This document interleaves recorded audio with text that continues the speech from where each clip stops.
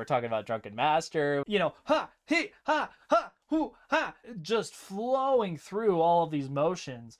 It is insane. This is very much not a wire fu movie either. So like these people Yeah. are very much just They're getting just thrown across taking the it. room. I really did almost like spit take a drink while watching. I was like, oh, okay. They're like, yeah, we did it. End credits.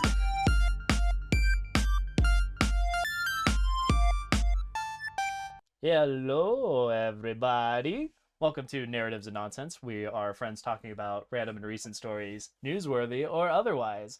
Boy, oh boy, I am excited. We're talking about Drunken Master. We got some news. We got some holiday stuff. But Connor, where are you? You're not where you normally are. This isn't your room.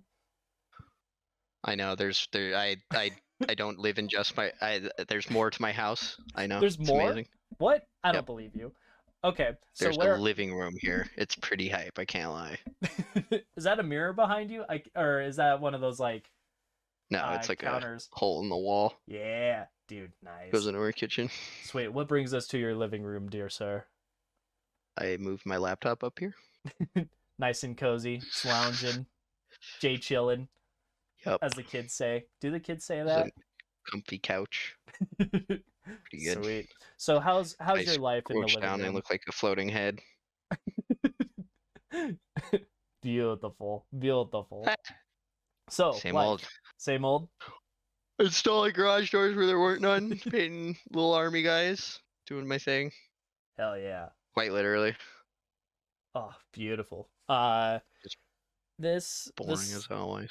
Yeah, this last week was a little bit more of the same on my side as well. We're cruising through Halo 4, which I like. It's a big mixed bag. I like the story stuff because it is a little bit more sci-fi. It's a little bit weirder. It's touching on like Forerunner stuff, which is more of that lore that I think I've been missing and almost was expecting with the Halo games. We're gonna see how it plays out. We may be finishing it tonight since I'll be streaming that after the recording. And then goodness, Chain of Memories was on Wednesday. We're like halfway through Riku's part of the story, and boy, okay, so on Wednesdays. So now you're 3/4 of the way through. Now we're about 3/4. It's almost done, but like not quite. You know, good old Kingdom Hearts. Anyway, so on Wednesday. Normally what happens is my buddy John and I, Fusro Doremi on Twitch, if you want to see his stuff as well, he and I will go get some food somewhere. Whether it's going to be a fast food restaurant, whether we're going to like pick up something, especially if like we finished one of the games or the campaign events or what have you.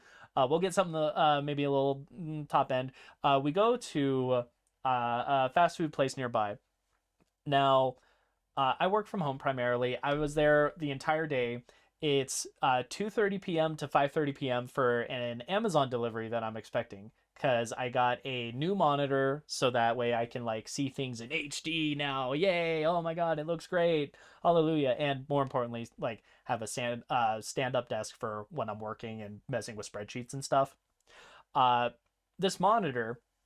I'm watching it. It's like, okay, 2:30 comes by. No, 3:30, 4:30. I'm like, okay, monitor's still not here. It's been a minute. When is it going to show up? Gets to 5:30. I'm like, all right, it's not showing up. I got to go meet John. I'm going to go take a shower, then leave. Literally, like 5:40, I walk out the door, no monitor.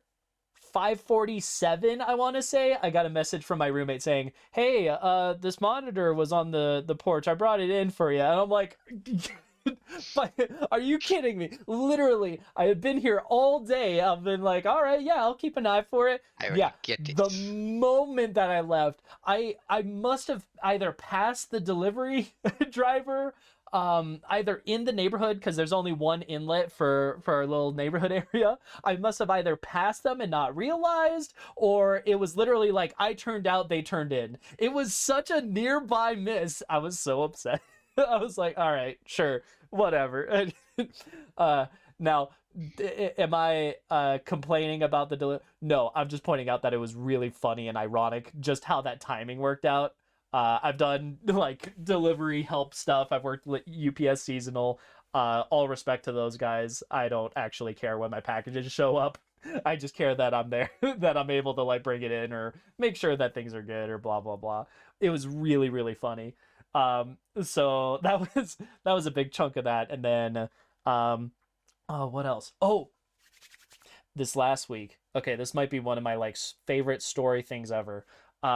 In 2013, there's a game called The Stanley Parable, and the the remake sequel question mark the Ultra Deluxe edition came out just this last week. It's so good.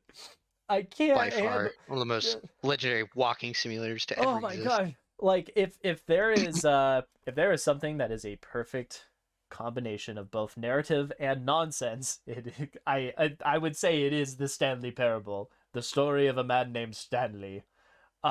Just the sheer volume of added context and recontextualization of things that already exist, because you can go through and play the game. It is a remake in that sense. You can go through and play it essentially how it was in the original. You can go and find all of those like multitudes of endings, the base ending, the you split off like at the last second, you split earlier, like all of that's still there. But now as you go through, after you finish your first playthrough and you walk through the halls of the office way, because Stanley is a man who works in this office, employee number 427. As you walk through the hallway, there's just this door, and it's called New Content Door. And as you walk through, you find out about all of this new stuff that's been added. And then it's really underwhelming because it's making fun of the nature of DLCs. And then it goes and says, you know what, we're gonna one up it. And at the same point, it's making fun of like enjoying nostalgia, and it makes fun of some of the things. Like it actually has a moment where you're walking through and reading Steam reviews of people that have liked the game or disliked the Nice. game and why they liked or disliked. it's it's fantastic. It's such a good meta take on just video games existing. Just And a just a big raspberry to everybody. yeah, absolutely. And the fact that it doesn't take itself seriously while still being like it's an elevated art form in an interactive medium. That's as I best as I can say it. I always have a soft spot for the Stanley Parable because there's a lot of I was always really into like Source games, Half-Life, Portal, all that, and Yeah, Gmod naturally. And there are a lot of mods for Gmod that are like I don't want to say similar, but like of a kind of ilk. And like Stanley Parable was kind of like a cool in the sense that it was like a professional studio doing it yeah, to launch it, and it had a lot more like narrative through line and things like that. But I've always had a real soft spot for that game just from like going through all those old mods and stuff, and yeah. it's It's so great to see good. it come back out again.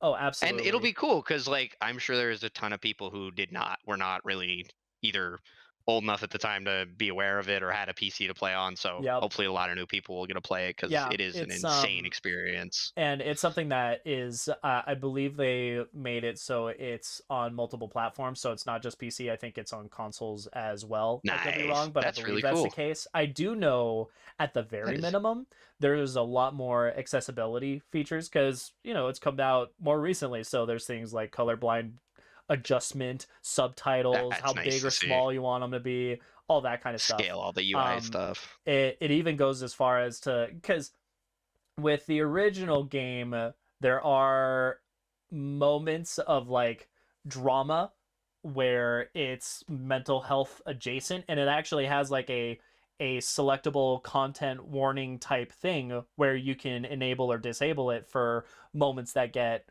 more concerning like that. Which I thought was interesting because there's that's something that we become a little bit more in tune for, Oh yeah. like a I mean, suicide joke. colorblind modes like are actually colorblind modes Yeah, now. yeah, legitimate colorblind modes for the different versions of colorblindness. Like Yeah, it's depending pretty on it, it's cool. not just red green color blindness, and if Yeah, you're anything else, good luck. yeah, exactly. And there's a lot of fun and interesting ways where games have started to like work around that too, where just innately in the design, some things don't rely on color, or it'll be a color and a symbol. I was seeing this with Lego Star Wars, which I will also gush about because it's so fun. Um, it's something where it's like, hey, connect the cord to this certain socket, and the cord will be blue, but it'll also have like a symbol in Arabesh on it that shows where it goes. And that's one of those things where it's like, if you just take it at face value, it's like, all right, cool, that goes to there. But if you think deeper on it, it's like, okay, from like a design standpoint and like making sure everybody can enjoy, the nonsense we're putting out there, they end up making it so it is accessible, whether or not you can see it in color, or if it's in monochrome, you still know, oh, cord goes here. Thing Just here. one of those subtle things. It's really nice. Um, but yeah, I don't know. Besides that, my week's been fairly stock standard with what I've been playing, and then work. Uh, but beyond that, the like most drastic thing is it has been hot. It's continued to be hot. We had a moment where just last Friday it was ridiculously windy. And when I say that, I mean like when you're driving, you feel like you're starting to get pushed down the highway type Oh thing. yeah. That was interesting. It brought some cloud cover. It's lowered the temperature a little bit. Like, I don't know if it's like there's going to be a full cold front that comes through. We're going to get precipitation. Hopefully we do. It's always dry. We like water. Let it rain, let it rain. But that's kind of where we're at. This next week, it's looking like right now it's in the 50s. It looks like it's going to be 50s, slowly going back to 80s. I think it said Friday or Saturday. It's 86 degrees down here, Fahrenheit. Nice. I'm like, oh no, we're just going right back into hot territory. Let's go. Oh yeah. We've been in the double digits with some like pretty chilly wind, but it kind of balances out. So it's been pretty Yeah. nice up here.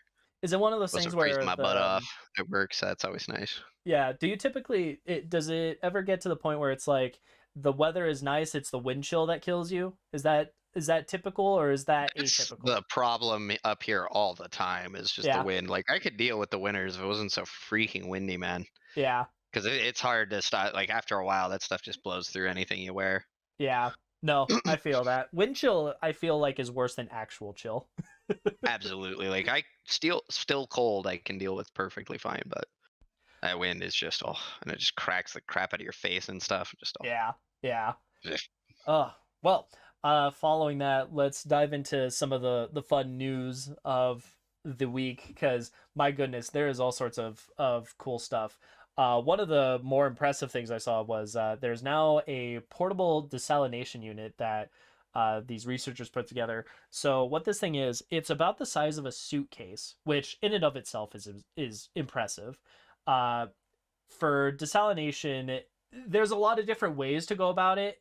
The problem is that it's usually very energy intensive, or you need a lot of like physical parts to like swap out, like whether if it's a filter based system, it takes a lot of moving components and stuff to to switch out, fix, make sure that it's still maintained. um Naturally, that's more things that can break, or yeah, if you're out in the exactly. field doing something, Yeah, more and things Lord to knows, manage. like when it comes to like an air filter in your car, you need to make sure that your car's air filter isn't clogged up. Otherwise, the whole thing is going kaput, and it's not going to do what it needs to do. What these guys did was they kind of went around about with how they put it together. They used a bunch of different techniques where there's like uh ion polarization type stuff. I mean, it really does feel like next level sci-fi. Between that, and then there's like an electronic or electric based system that basically is pulling either positively charged or negatively charged particles that are in the water, so it'll separate it itself out that way. And it doesn't just affect salt, it affects other things too, like if there's any viruses or bacteria or anything like that, those also have charges, so it pulls that apart. It goes through like six different chambers. That's insane. Right? No, it's like, okay, Whoa. hold on, you're just using electricity to just like attract it out, basically. They do Yeah. this a couple of times through different like attunements for like how the how charged one way or the other it is, so it pulls multiple ways, and then it goes through a final. I keep wanting to default to filter. It's not technically a filter. It's oh, what's the word? I want to say it's like electrodialysis or something like that. It's something along those lines. Mm. Um, but finally, what ends up happening, the end result, and this is the part that's most impressive, is it'll pump out about 3 liters an hour. So not a terrible, like not a life changing amount. One of these things, though, if it's something that you're using consistently, you can get a liter in a couple of hours. That's Well, realistically, and that's what, you get in like 2 hours, you get enough water for 3 people for a whole day? yeah, it's probably something like that. It's supposed to be Eh. like about a gallon a day if you're doing extraneous activities, something like that. You leave this on, you've supplied a person with completely clean, fine water, and it's the size of a suitcase. Like that's the part Yeah. that's really impressive. But more importantly, because of these fucking sci-fi methods, I tell you what, it's something that it uses less energy than like a phone charger would, is what they were saying. It's Are you kidding me? officially it's something like here we go. It's 20 watts per liter. So the full liter is only 20 watts in terms of what that energy consumption is. And it's something that it doesn't have to have a pre-existing infrastructure. You can power this thing with solar panels. Like That is really nice. and most importantly of Crazy all, amount of flexibility. right? And then most importantly in all, with desalination methods, it has to be something where at the end of the day, you're getting clean water. And this thing has met and exceeded all of the like criteria that the World Health Organization has for water standards. So this is doing the job. And not just doing the job, but it's doing it efficiently. It's doing it fairly compactly. It is something that I would say is more of a background thing. I guess if you were playing a game like, I don't know, some survival game like Rust, it's something that you set up in the corner of your base and then you come back and like grab your now filled jug of water. But it's something that you can just have on, let it do its thing, run in the background, and most importantly, unlike something like a filtering process where you have to like hardcore maintain it, and something where you, for instance, do like a boiling method where you heat up the water to try to get it into steam, which is cleaner, and then turn it back into water, which is really energy intensive. It doesn't require much energy, and it doesn't require much maintenance. Because of this whole process, it is a self-cleaning thing. So theoretically, one of these suitcases could Oh, just chill for a long freaking time. It's insane to think about. Like at that point you're going, okay, how long is it going to be for like the piping to rust or melt or break? And that's like a year's question. That's not a, okay, I need to swap the filters per, every 2 weeks or yeah, every day or 2 weeks because it's pushed, 8 liters of water through or something like that. You can just let that yeah. roll for a while, and that's awesome. So You don't have to uh stop it. Well, and you don't have to decommission it to right. clean it out, so it's always pumping water. Yeah, no, so Got super cool. efficiency. So that was like the one thing that I really wanted to highlight because it just sounds super sci-fi. And the next question is like, how can you upscale it? Because right now they've got it, condensed into smaller form. This is something that you could reasonably take to like, say maybe there's an emergency situation where people don't have clean water. You can just walk up with this briefcase like Iron Man and just like slap it down, just put the feeder tube into the ocean. That's how they were doing these tests, was they just literally the Yeah, tube stick it in the right in. water, let it go. That's something that you can take to emergency situations or people in need or stuff like that. Now if we can apply that on a bigger scale, say industrial, we could theoretically just start getting clean water out of the ocean like nothing. That's Oh, insane to think about. Very sci-fi. Um, but very, very cool and very interesting how they use these very unorthodox processes in order to get this working. So that was one thing that was super interesting. The next thing is AI related. So deep fakes are a thing that exist. and are honestly terrifying, especially given the amount of misinformation, misconstrued things. If it's something where you have the face of, say, high end politicians or business people leaking news out on the internet about, some things that are a little bit more sensitive, and it's being made from the ground up as this with people with malintent, we'll say. If that's something where we're starting to enter this realm of deep fakes, shoot, Luke Skywalker in The Mandalorian, you get moments where you get to see his face. Deep fakers have gone on YouTube and have made like even more uncannily good versions of young Mark Hamill. It's something that's starting to creep up all over the internet.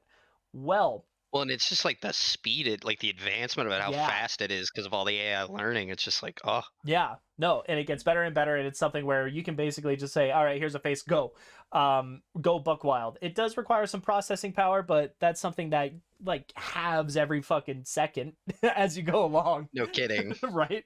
Well, and it's only gonna get easier and easier as Yeah. hardware gets better and So, better. so the part that is, I would say, good news is while deepfaking is an entertaining but also potentially scary or damaging type of technology, there was a competition for trying to find and weed out deep fakes, and in this competition there was a 5 month period. There are teams from all over the world of mostly like PhD level uh like 5 man or 2 man team all working together to try to solve this problem. There was $100,000 prize pool at the end of it for this 5 month period. This gentleman in Singapore, it was this one guy. Uh, this guy managed to win the competition. It's just him, and he ends up creating an AI that is able to detect deepfakes with a 98.53 or 54% accuracy. Hallelujah. There is a solution that exists for hunting deepfakes. Now, the part that's more interesting with it is the people that came in second and third place, they also found or created AI that are able to detect it with over 98% accuracy. So it can be done. This was done in a 5 year period or a 5 month period, not year, whatever I'm trying to say. It's something where people are creating the solution to making sure that this is a genuine video. This isn't just an altered deep fake. And that's very exciting because Lord knows everything could be questionable, especially when there's so much going around and the speed at which information travels. So I'm very excited about that. Um, I'm also very excited of the prospects of it because Lord knows as deep fake stuff gets more involved, I want to use that for memes. That just sounds like it's going to be a good time. Like Oh, from a absolutely. pure value entertainment aspect. Let's be honest, this is the important application of deepfakes, Yes. Yes. is making politicians sing top 40 pop songs and such. Right? Obviously. Like good. We can prove whether or not they're an actual person, but hear me out. We want them to be doing like car karaoke or something like that. I need Yeah. to have my one-on-one interview with, I don't know who's relevant these days. Joe Biden in quotes. I'm actually very curious how far they like I know deepfake struggle with like they focus mainly on the face. They don't do accessories very well. I'm very curious if we're getting to a point where they can put the sunglasses on him because Lord knows it's not Joe Biden if he doesn't have his like aviator shades on. Needs his shades, bruh. Right. Anyway, so that was interesting. Going off of the idea of like PhD level people doing the Lord's work, um, going from that into Saving education us and all from stuff, the AI wars. right? Going from that into education, there's some two really cool like quick touch topics for tuition. The in Northern Arizona University, it's something where they're now offering free tuition for households that earn 65K or less uh, for their household income. So just free education, making it more available. It is something that it doesn't cover housing, but if you can get the tuition part like checked off the list, holy crap, what a massive barrier to entry you have just That is erased. Um, generally the big one. right? No, seriously. And then similarly, out in the University of California, it's something where they have done a similar situation, but for any of the members of federally recognized tribes of Native Americans, if you're a member of a Native American tribe, that's something where you also are getting free tuition out in the University of California. So continue the trend of free or less expensive education, please make that more available for everyone. I want to see us get to the point of some places like out in Europe. It'll make such a difference for just world over ultimately, because it is a investment in the future of tomorrow or what have you. Oh, totally. And then finally, for like the last chunk of news, this all has to do with green renewable technology, stuff like that, that is just making the world a better place. Um, Out in Japan, there's the Tokyo Railway. Japan has a very large structure of trains. You know, it's something where they're pretty well known for their bullet trains, which are insanely fast. Um, Tokyo Really Railway, working with like the Shibuya section of Tokyo and the like. I mean, it's something where they've got seven fairly sizable train lines. They actually made a switch to renewables on April 1st. And this is something where it the level of impact and push they've had for going towards renewables is pretty impressive. So now it's something where that basically the entirety of their train infrastructure is has a net zero CO2 impact. It's completely funded or supplied by green energy. So the trains are green now, as well as like vending machines, lighting systems, even security cameras. Like it's something where all of those little aspects are purely provided by renewables in terms of that energy cost, which is huge. Um, if you wanted to translate that into like what what would that emission amount look like, uh, it was said that it pretty much cuts the equivalent of 56,000 households worth of emissions just gone through the train system using only green renewable resources. Jesus. As far as that energy consumption, that's massive. That's such a big shift, and it like applaud, like hot damn, well done. Keep it going. We're continuing to Absolutely. trend up. To kind of further jump on that trend of like moving slowly in the direction of renewable stuff. Here in the US, it's something where over the last it's 5 to 7 years. I'm not sure when the end metrics for everything are calibrated and like how verified they are, but it's something where back in 2015, it was said that the U.S. has about 5.7% of its energy is renewable. I mean, it's a drop in the bucket. It's something. It's sustainable. Um, Now, in just March of 2020, it was said that we have about 13% of U.S. energy is coming from green renewable resources, so wind and solar. Uh, More specifically, going between those percentages, that means that we have more than doubled how much wind and solar energy we're using as far as our overall energy consumption, which generally energy consumption continues to go up as more people come about. You have more things going back and forth and to and from. We have more smartphones and monitors and blah, blah, blah. Um, but it's showing that we're continuing to go in that upward trend. It's something where in the energy sector, renewables are the highest growing for the 17th year in a row, which I did not realize that that's how long this has been like a thing for people pushing for renewables. And then as far as like where the US stands worldwide, it's something where in the EU, there are countries that are sitting at about like 25% of its energy or renewables. So the fact that the US, of all people, because Lord knows we're gas guzzlers, I mean, we have so many cars and highways that we rely on. The Oh, fact that we're making such a big shift in that direction is quite I'm trying to find a word for it. It's great. on the driving thing, how is Yeah. it like walking around in your neighborhood and area? Like, are there a lot of good like walking sidewalks, or is it Yeah. like Yeah. big bare roads? Realistically, where I'm at currently, it's something where it's, maybe a 5 to 10 minute walk if you wanted to get to and from the King Supers. It depends on what path you take. There's one of those like roads that has a big chain on it. If you're walking, you don't really care. If you're driving, it would have easily cut the driving time in half.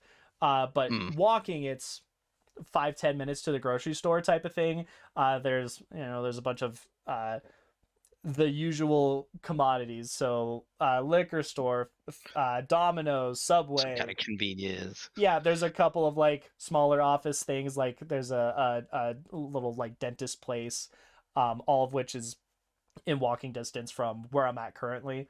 Um, Usually, what we end up doing, if we're walking anywhere, we're doing it for a health reason. So, like my roommate Marcus and I, we'll end up walking way up and down a hill to get to a 7-Eleven that's on the opposite side. That takes like 30 to 40 minutes, but we're doing it for the Yeah, activity. Because, getting the steps. yeah, if it was something where we're just looking for soda, we could walk to the King Supers, have no issue. We're going to the 7-Eleven to get a soda because we're going to 7-Eleven and then we're going back. It's about the journey. Yeah, Get my Fitbit it's steps something in. to do. I don't have a Who Fitbit, doesn't like a nice stroll? right? Nothing um, wrong with just a good old stroll. but yeah, very very well walkable. Honestly, it's something where it I could walk more. I haven't done so, and I should do so. Usually, when I go anywhere, for like the grocery store, I'm planning on shopping and then doing like 2 weeks worth of groceries, and then I'll freeze a good chunk of it. That's typically Mm, how I go, and I'm like, yeah, I don't know if I can do like 6 bags on each arm yet. Maybe if I start doing push-ups every morning like no kidding. Batman. Especially depending on the weather and what you need. Yeah, right. If you're getting No, like frozen vegetables, it's like, okay, just maybe I'm at. yeah, exactly. So, um, that I mean, honestly, if it's a 1 minute drive, bless. I could You should probably also get a bike. really think about that if you're gonna go walk to the grocery store. I had a great moment where I Yeah, went to a dollar store to buy a bunch of soda, and it was a really hot day, and I went to the dollar store because it was just cheap to get the 1 liter bottles. yeah. I bought like 6 1 liters of soda, threw them in my bag, and then realized I needed to walk all the way across town in this hot weather with With the now an extra bag. 6 liters of weight added on, and it already really sucked getting there. And I'm like, I did not think this through. No, oh gosh, and That's a it's rough something one. where if it's one of those like normal plastic bags, like if you're not double bagging it, if not triple bagging with that much soda, like going that distance, that's a heart attack I waiting to brought like happen. I did bring like my satchel backpack, like just Ah, like messenger that bag, does so help. that was good. Oh no, It was just a solid carrying case, but that was about it. yeah, no, it makes a big difference. On the subject of like plastic bags and the like, smooth segue. Look at me go. Um, the last like news thing I wanted to bring up was regarding plastic. Plastic is a big contributor to waste. It's something where there's a specific plastic chemical compound. It's PET is the initials. I'm not going to try to pronounce it. It's really tough, but It's PET makes up. something me and him both know off the top of our heads and totally understand Oh what yeah, they're saying. Paul. Definitely. Saying it sounds We got this science down, just so everybody knows. nailed it. We can point where we found the info if anyone were to ask. Well, Um, because we were there with them, like that we were yeah. obviously affiliates of it. Oh yeah, Yeah. nailed it. So PET makes up Deepfake, bro. something like 12% of all global waste. I mean, it's a big contributor. That Jesus specific like Christ. chemical compound of plastic.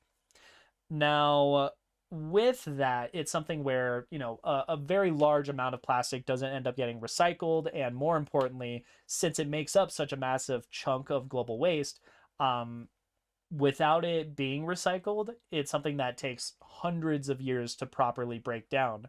Well, the good news is the University of Texas has created an enzyme variant. So, a lot of the time when it comes to trying to find solutions, a lot of people will instinctively think like mechanically, how can we like chop it up into little pieces and then like I don't know, leave it in a corner or something like that. What the University of Texas did is they went for the biological approach, and what they did is they created a an enzyme variant.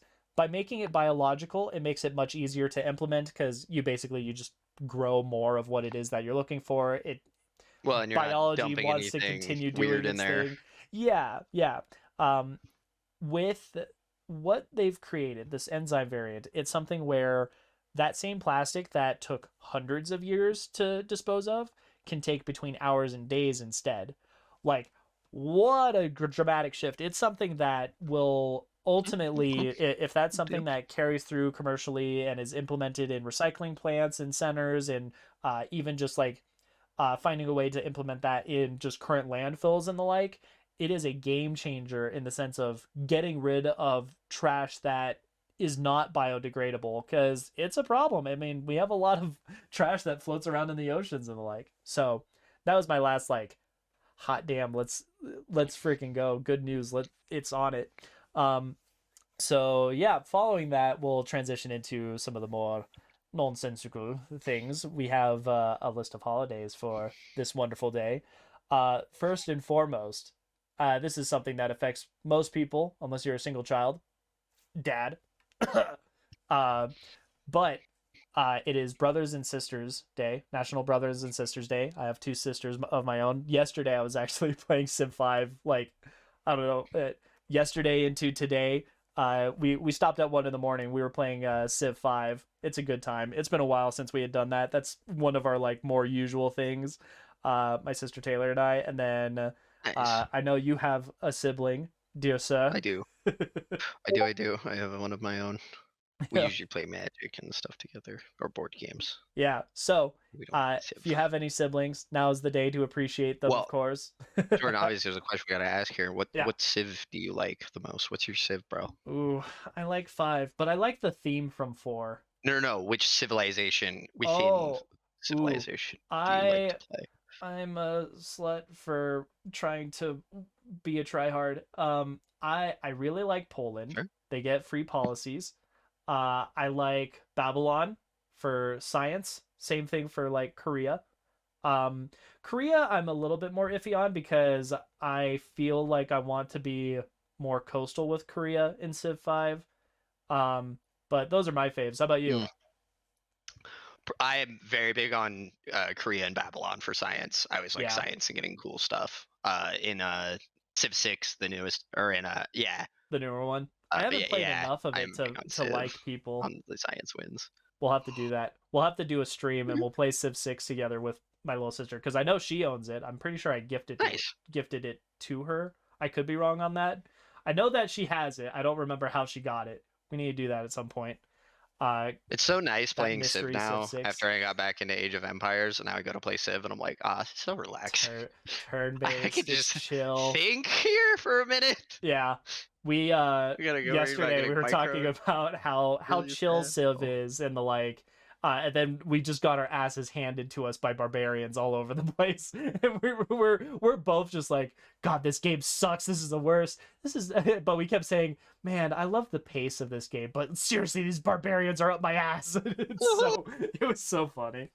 It was such a big step going from like Civilization Revolution on the consoles to actual Civ, and like, oh Yeah. god, the barbarians are actually scary. Oh my Can't God. just Yeah. Oh my gosh. And it's not even sometimes with raging barbarians, you're just like, okay, I'm just gonna turtle in this corner and cry. They run have guns. away. Why do they have guns? Oh man.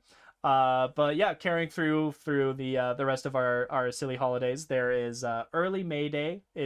Or May Bank Day. It's May Day, but for That would like out in be the a good UK, holiday name. Early right? May Day. Early May Day, Make Big Day. It's out in the UK. It You've heard it rhymes. here first. There's International Harry Potter Day for all you I want to say potheads, but I don't believe that's how they appreciate going by. But I'm calling them potheads. I think that's a fun appropriate term.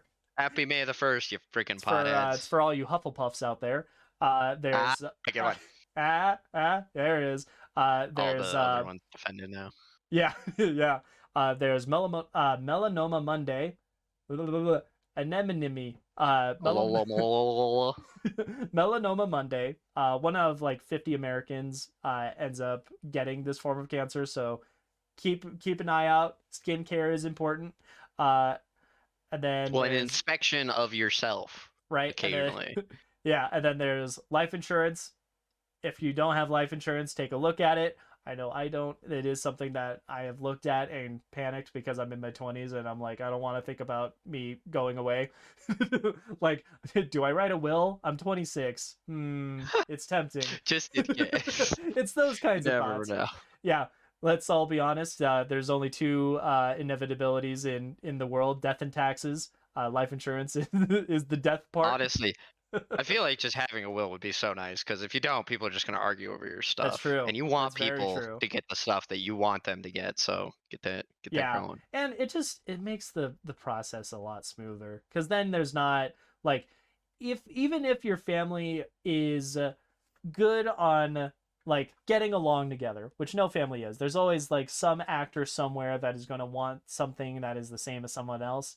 If you have that put together, so you can say you get this, I don't care what you feel like, it's in writing, you've got it settled. Yeah.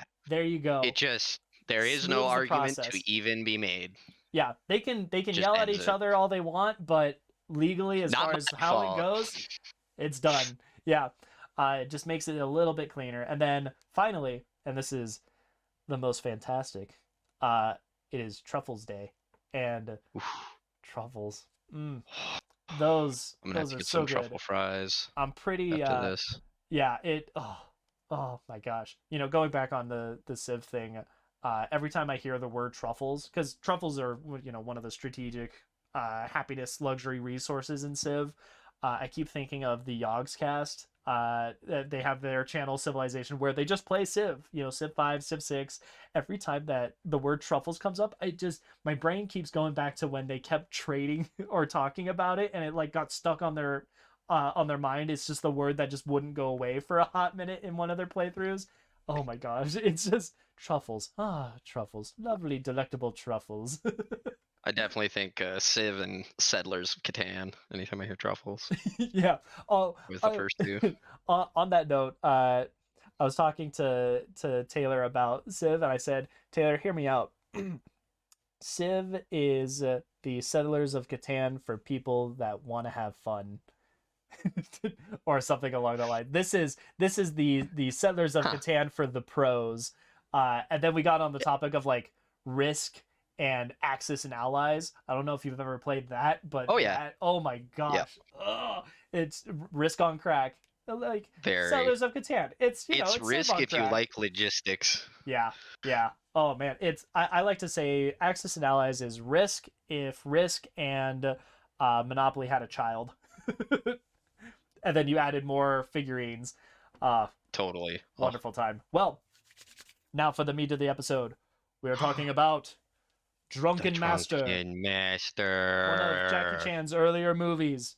And my god, we're getting into Kung Fu. I had not seen this film. It was very, very fun. Very fun. If you're ever interested in Kung Fu movies, start with Jackie Chan. Just Mm-hmm. anything he's been in. It's and really the way. Honestly, Drunken Master is how a good number of people probably would have started with Jackie Chan, at least in the Asian theater. With Western audiences, we probably started with Rush Hour. Let's be honest, because it was him and it's definitely Chris his Rock. first big blockbuster. Yes, yeah, that's what made him like worldwide celebrity. But yeah, out in China, it was his lethal weapon. Yeah, out in China, it was something where Drunken Master, this is where he like really hit the ground running. It wasn't just like it made something. I want to say like 3 times its budget or something like that. It succeeded. This was very much in his Hong Kong days. Where that's where he was primarily based. Yeah. So, Drunken Master, very entertaining. 10 out of 10. Absolutely watch it. It's very silly to me. I kept thinking of the word vaudevillian where it's like just Very these little much. scenes of put together kung fu. The choreography is astounding. But it's a good time. It's an absolutely good time. In terms of filmmaking, there was one thing that I was a little bit on the fence with. I think the term we used is that it could be a bit polarizing, and that is it's very slapstick in its Foley and sound design. Like it has the same like for all the hits and kicks, all of them. In a lot of cases, there's very little differentiation. Um, uh, it I'm still on the fence on whether or not I think it's endearing to the style of movie and to this film in particular, or if it's something where I'm just like, it takes me out a little bit. I'm on the fence. I don't know. I feel like I'd have to watch it again, like in a couple of weeks to really cement how I feel about it, or watch other kung Mm, fu movies, which yeah, honestly might be a real possibility. But that was like it the really is one. it's either a kitschy little thing you find fun, or like some people are just like, oh, I don't like this, Yeah, which is yeah. fair. It could be a little bit polarizing. That was really in terms of like the filmmaking aspect, that was the only thing that I really had a critique of. The music I think is serviceable. It's definitely of its region and genre, I would say. The effects and like costuming, all of the physical makeup and props and the like. I'm very curious as to uh because this is 1978 is when this came out. I'm very curious when they were making it how like prop and stunt work have evolved since then. Like how many of those pots are like you said what sugar glass for example, or if it's something where it's uncured pottery or something like that where it breaks easy but still being like Looks good, safe has for the environment. constitution. Yeah, Yeah. yeah. That was something that was. I'm curious to know how much would have changed and how much of that is still in effect, or if they were using some of the like more modern tech. I say more modern techniques. Uh, how far along prop breaking would have come from back then, because there's a lot of it. I mean, goodness, they I feel like every other scene has something getting smashed, Oh, whether totally. it's a chair or a table or what have you. It's very environmental, Yes. If you see a which is prop in a great. kung fu movie pop up in a fight that you didn't notice, and it's gonna get fucking destroyed. Yeah, it's a Chekhov's gun. It's there. It's there for a reason. Yes. And Um, in kung fu, they will use everything on the walls, next to the walls, under yep, the floor. yep. Especially Jackie. He Oh my loves that stuff. gosh, it's so great. And then I also feel like in terms of what the story is, because it is very elevated, is the word that I would use. It's a heightened reality while still being a little bit grounded. I felt like the costuming and makeup played to that strength. It's something where the titular Drunken Master, I would say, is the character of Beggar So. Um, he like his nose is very red, his hair is very like poofy and out there. It's like immediately looking at some of the stylized marketing imagery from back in the 70s for when they were getting this movie out to people. I mean, he really does look like almost the cartoonized version that you see on like a poster. It's It's really very much like impressive. It's very good. theater makeup or face paint. Mm-hmm. It's like very Exactly, big that's a good and way to put obvious, it. very unafraid. Yeah, yeah. And then goodness, the playing to that kind of elevated reality, the actors I think did a fantastic job of uh being flexible in both being, over the top, dramatic facial expressions, while also still having the core heart of the movie and the storytelling and getting deep when it needs to get deep. I thought that was pretty impressive, especially because this is one of Jackie Chan's earlier movies as well. So it's something where yes, he had been around the block, and you mentioned he did like Beijing Opera, for example. He's done a couple of movies prior to this, but this was one of the ones Was where one of Bruce he, Lee's stunt actors for a while. Got yeah, smacked in the face by Bruce Lee himself with the bow yeah, staff. yeah. This is one of the things where this I think really shows the range of Jackie Chan. I'm on the fence of whether he's my favorite actor or the gentleman that played the character of Beggar So. But I would say the acting's pretty well done. It is very caricature-esque given the nature of this movie, and again, going to vaudevillian, Looney Tunes-esque in some places, very cartoony. Like going back to the effects, there's a gentleman who like gets hit in the head with a hammer, and you get to see like this massive like Literally the big plasticky red welt type thing, very much straight out of a cartoon. It's fantastic. yeah, Um, unapologetic as all get out. yeah, and then the last thing for like the filmmaking part, I can't gush enough about the choreography. So, uh, you mentioned that you were excited to hear me react to So this. as I'm sure most people know, but if they don't, Jordan himself is actually or a solid dancer, and back in his time, he did some pretty big stuff. Yeah, And so it's yeah, I've been around the block with dance, dance professionally. I would say technically between 8 to 10 years. There are some gaps, like went to college. I stopped after high school, went to college, and then started again. So off and on professional dancing. I am not like your superstar ballet person. I am there to help support the other people that are superstar ballet people. But done a he's a lot of sergeant. training. Yeah, and I more importantly, I can appreciate the athleticism and the choreography. And dear God, um, there's something that I've come across, and that is if you want to appear graceful or weightless, that means that the athleticism that supports that is like 3 times the effort that it looks like. I would say is a good like metric, and the fact that in this kung fu choreography, people are flying off and on their backs and rolling and just flowing through all of these motions. It is insane, and the level This of is very much not control. a wire fu movie either. So like these people are Yeah, very much just they're getting just thrown across taking the it. room, or Yeah, it's they obviously know shockingly how to good. fall, but Yeah, that is an art of its own. yeah, the mastery of the techniques involved, the just raw strength and knowing how to use it. And to go on to the aspect of choreography, it's something where there's a lot of environmental pieces, using something that isn't just your body but playing off of both your partner Oh, and absolutely. things that are near your partner is it's breathtaking is what it is, honestly. Well, um and that's a very core thing of kung fu. In kung fu, they have lots of weapons, but they always say a master with a stick is yeah. more dangerous than any man with a sword. Yeah, yeah, no, I feel that. And then finally, and this is like the uh the thing that I really really wanted to kind of gush about is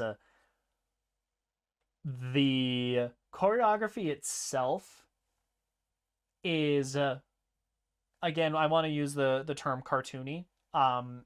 Because like in an animation sense, how a lot of animation works is it's very much motion still frame, and that's very much captured in an essence in their kung fu. It's very much like punch and you're holding it and like in a block, ha he ha ha hu ha, It's that a kind of lot stuff. like it always reminds me of tutting, if people know what that is. Yeah, yeah, that kind of stuff. um with how that plays out, to hit without hitting, you have to not just throw the punch. A regular punch is something that you carry through. You have to throw that effort in for the punch itself, and then you have to have the athletic capability to stop the punch as well. So you have all the energy going forward and just as much going back, and that is While it's still so making it look good. clean throughout the entirety of this. And that's something that a lot of the time you'll have the like the wild haymaker kind of thing where it like swings and it Big falls through. overhand, right? Yeah, Ugh. and it makes it a lot more apparent in some places, unless you have like a good camera angle or a slap or something like that. Yeah, and that's um where a lot of that comes in. It looks like good contact, but a yeah, lot of that is good camera work. it Yeah, makes it, that is one of the little tricks. and I think as time has gone along, a lot of that stuff relies more on the effects and the camera work. With this, I mean, the depth, the length of these long shots, where it's just like camera is just watching, just they're going at it, and they're gonna keep Yeah. going at it. Like, Yeah, and they show you this isn't and like they'll do zoom ins and they'll come in, but for a lot of it, it is a wide shot where you're seeing both actors just go at it together. Yeah. Full Yeah. body, you see every little thing. That's one thing that is just always so satisfying about kung fu movies. Yeah, and It's just you just see the fight. imagining just the hours of, you know, training besides choreographing shot after shot, like, all right, let's do it again, or oh, I picked up the chair wrong, or oh shit, I actually hit the guy, you know, that kind of stuff. And Jackie Chan is known for being a real big stickler in those ways. Like he is very like almost Stanley Kubrick-esque, and is like he will do that again and again and again. Yeah, it was nothing short of just god tier. So that, well, thank you for bringing me in that. By all means. So going from there, we'll dive a little bit into the plot. Without spoilers, I would say the plot is a delivery mechanism for giving you kung fu. Again, which like a fighting game story mode. Yeah. An arcade run. Yeah, that's a good way to put it. To me, again, I keep going to vaudevillian, Looney Tunes-esque, like scene into scene into scene. We're leading into the shtick, and the shtick happens to be kung fu. Yeah. I'll also say grand scope. This movie still very much has heart. It while it is a delivery mechanism, emotional core there. Yeah, it's still grounded in that. Weighty. That again, just like with the actors, the story gets deep when it needs to get you more involved in what's happening. I will say, for the broad stroke story, this movie just ends. Like, yeah, like it resolves. That's it. It doesn't have a like epilogue of sorts. Like usually there's a little bit more like celebration of the hero fight triumphant, happens, and then you see the gains of that, like oh the dojo is saved, or you know, in many different ways and cases. Yeah, here's another way to put it. In the hero's journey, there's the idea of the return with the elixir type thing. That's the all of the heroes in Star Wars in Episode 4. They go and they get their medals in the trophy room and their throne room or whatever. There's you know, fanfare, all that kind of stuff. That doesn't really happen. I mean, like they do a cheer. They're like, "Yeah, we did it," and credits. Like it's almost very like TV. It ends like a TV sitcom. Yeah, like it's the 70s. very almost like 1980s still frame. Without having the captions of like Jackie Chan's character went on to find his own dojo in you could totally have it cut to just don't you. But yeah, like it's very very similar vibe, but without the added context of like, oh, this is what they did later. It just ends as credits. It just ends. It just ends. Credits roll. All right, you're good. That's the thing. Like a lot of these are like the quality of kung fu movies is so funny to me, because there's like all this athleticism and choreography and rich scenery and all these cool sets and things, and then just some things like that just get really like, nope, we're done now. Yeah. I guess the budget run out. So that was very entertaining. I really did almost like spit take a drink while watching. I was like, oh okay. Outside of that, we'll get into some of the like spoiler stuff, which I do have light theories, critiques, things that I thought as I went along, and some of it is because I'm a more modern audience member versus like coming out of it in the 70s and 80s. So spoiler talk begins soon. .tm. I'm waiting. This is your chance. One shot, one opportunity. I'm ready to dodge and block. Here it goes. Plenty of time. Plot stuff. The spoiler talk. Okay. I feel like the main cores of this movie are keep trying through failure and don't judge a book by its cover. And I think it does that fairly successfully. And in not judging a book by a cover, Beggar So is a beggar. He is a homeless wanderer that is a master of kung fu. frazzled hair, yeah, worn out clothes. alcohol literally every minute of the day. He's got Always shakes has his and gourd. tremors if you don't give him alcohol, like full alcoholic. um that was interesting to see, like, no, this guy can kick ass, but he's got his own like troubles and problems that he goes through. You have Jackie Chan's character's aunt, shows up early in the film. He uh, Literally, that's all she's known as is his aunt. yeah, he for the setup of that, he says to like all of his guy friends, he's like, hey, I'm gonna go hit on that lady over there. Turns out it's his cousin, which is very vaudevillian, like uh-oh kind of thing, which was very silly and funny and a little bit weird, but you know, it's meant to be weird. Less weird than Star Wars case of it, Yeah, yeah. maybe. Yeah, I'd agree with that. Anyways, And it's something where it's like, I bet I can get a kiss and a hug from that girl. And so he gets a peck on the cheek, and he manages to get a hug by like,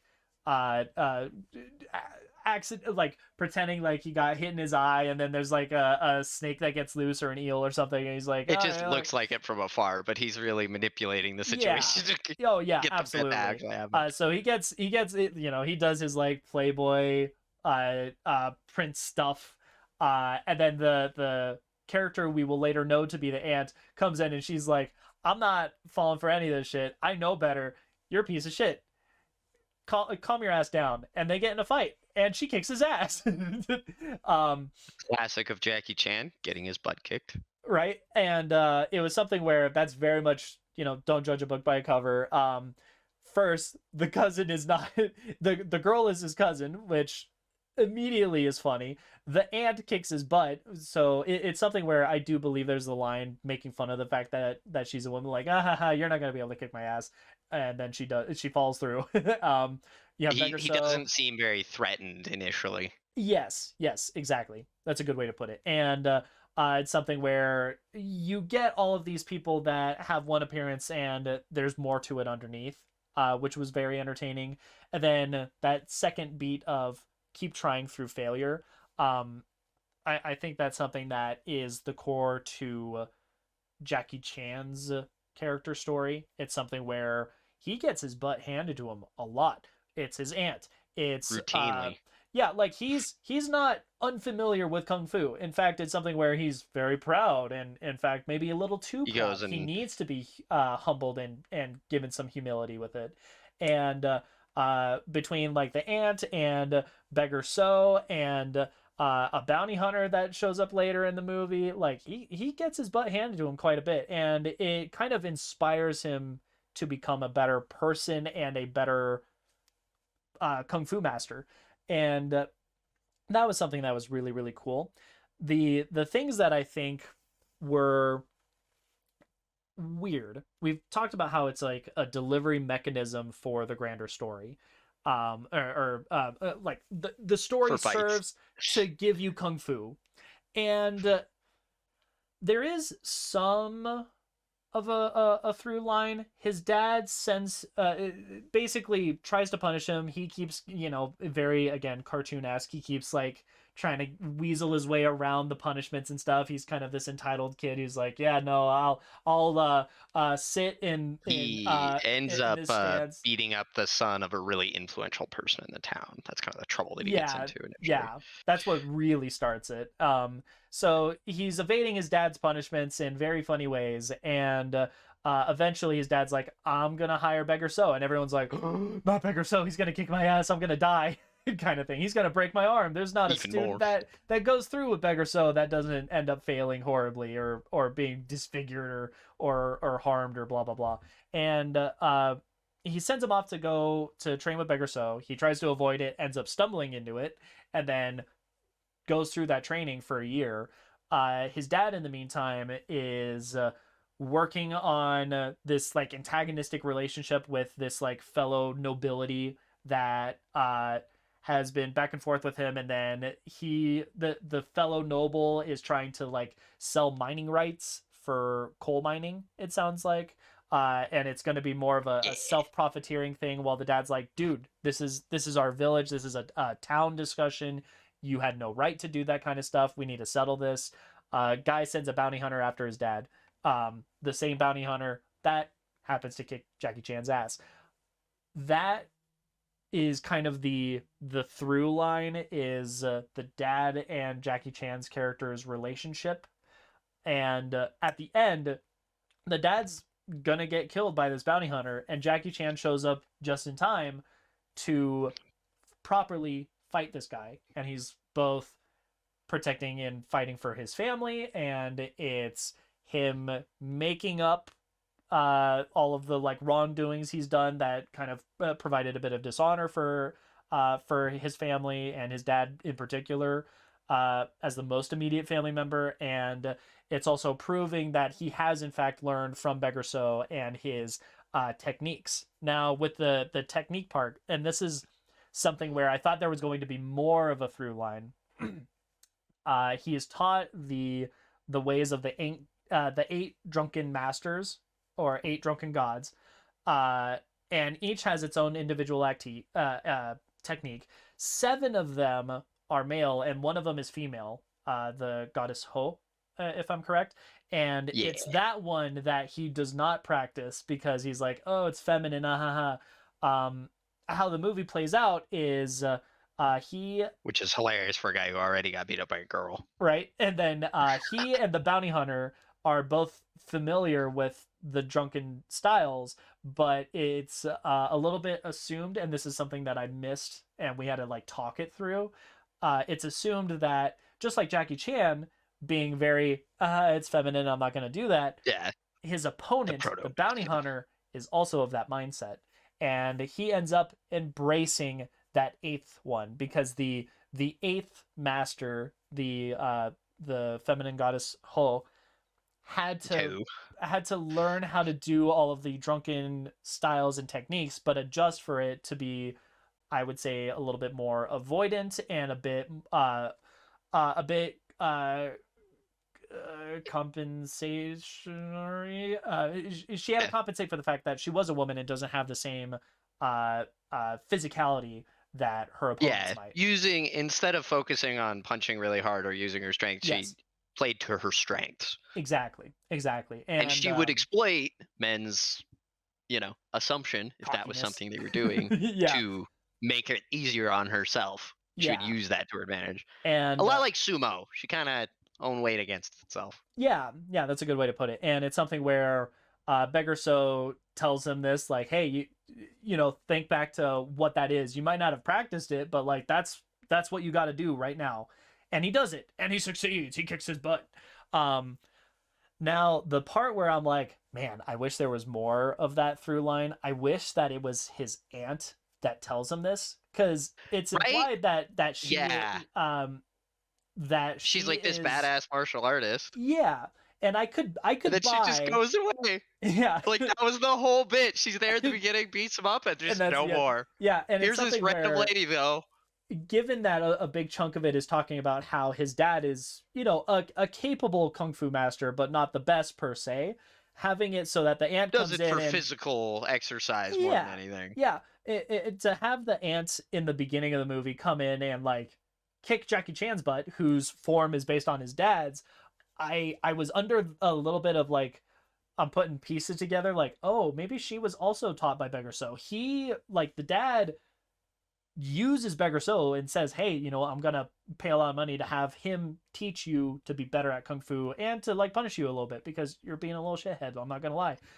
I thought that was going to be another through line, is the aunt comes in and ties it all together. And I kind of want that now. I want the version of that. But there's a part of me that's like, maybe that's me as a modern audience member that is spoiled by... I agree, because like the aunt shows up and then just leaves. Like it's kind of like, why didn't you just... And kung fu movies are very big on familial bonds, because that's always the perfect motivator to fight somebody, is they're doing something to their family. So no, it would absolutely make sense to me that like after going with the Drunken Master, after a while he like goes back and like talks to his aunt and then gets some like, does a little training with him, and then he kind of realizes the thing, and then later it's more of an internal epiphany where he's like, I need to do that when he's fighting the bodyguard, because he knows all my moves or something, right? And then you pull that out, thinking to yourself, I can use that. Yeah, and then he uses the expectation the other way around. Yeah, and it's something where there's two different ways you can go about it, because it is something where Beggarso says, "I'll be there if you need me," and he's there at the end of the movie, and he does need him. So there's a little bit of like back and forth of Beggarso writes a letter saying, "Hey, I'm out. I'm dipping. Peace. Like, year contract done. I'm gonna do my own thing." And then he shows up for the end fight to say, you know, use the Force, Luke. Kick his ass with the goddess hose technique. Like, Do it. it's I could go either way, but I do think that him either being there or not being there still works as it is. It's just that last part, that final, this is the eighth technique. Like, maybe have a moment where the ant comes in, recognizes Beggarso. I'm making my own fan fiction of this movie that I've seen once now. Like, I could see that being a thing that happens where they come in, they interact with each other, and she calls out like the final thing of, "Hey, just because you're feminine doesn't mean that you don't kick ass," kind of thing. And I think that would have, yeah, I think that would have done a lot for like the world building, the narrative. But it is a kung fu movie. It achieves what it needs to achieve, and ultimately, it is a very, very fun ride. It is so much fun. It kicks ass, literally and physically. You know, but yeah, that's that's enough about me gushing about the movie, I would say. Do you have any final closing thoughts? This is, if you've ever been curious about kung fu movies, this is a great one to start. Yeah, There's a sequel that's really good. Well, kind of a sequel that's really good. there's a lot of There's all spin-offs too. guns. Yeah, Very good place to start. And it's Jackie Chan. Like, he's so amazing and just lovable. And I yeah, love watching him do all of his silly, like, animal style things. He's like, yep. this guy Crane trying to peck your eye out. And he's like The laying down, like, whoa. and the use of It's so environment. ridiculous. That's the part that I really enjoy Absolutely. too. Well, and It's so that creative. is, if you do really like that, that is a big through line in a lot of kung fu films. But Jackie takes it to an extent that like Yeah, nobody else does, where it gets that slapstick and honestly sometimes just genuinely impressive stuff. yeah, He fights absolutely. with some crazy implements throughout his film. So Yep, if you yep. like it, please keep going. So, with all of that being said, Connor, where can we check you out at? As always, 5 String Connor on the YouTube. It's a totally inactive YouTube channel, not just the thing that I use to watch videos on at all. You can hit me up on Pokemon Shutter and Nonsense Narrative if you want to catch some hands. Bant Cleric on Steam if you'd also like to catch some hands, mostly playing KOF 15 at the moment. Ayo, beautiful. And then if you want to see more of me, I am here with Dear Connor, Narratives and Nonsense on Mondays, or you can see us. We'll probably do random streams. That'll be sporadic. We also do myself and my buddy John, Fusro Do Re Mi, on Twitch. He and I are on my channel, linked in the doobly doo. That is Gillidan for the win. And that is for Kingdom Hearts. That's Wednesdays, Wednesday evenings specifically. There's also Sunday evenings. That's Halo. That's with my buddy Marcus. You mean And you can't stream Kingdom Hearts in the middle of the day on Wednesday? What fucking jeez? you know, Where's the if commitment? I talk to my boss, I might be able to get away with getting a really weird work schedule, but I don't want to commit to that. I'm good with what I've got with my schedule right now. I wake up at 9. Like, let's go with that. And then finally, for Sundays, my buddy Marcus and I, he is walking me through the Halo series. We're on Halo 4. We're possibly wrapping up later tonight, as in this recording, yesterday for those listening. And then finally, I do join him on his channel, Edwidge Bunch. We play Knights of the Old Republic. I am guiding him through that. So that's all of the places, all of the things. Thank you very much for listening. I hope you enjoyed. Drunken Master, check it out. Ah, ha, ha, ha, ha. Wah!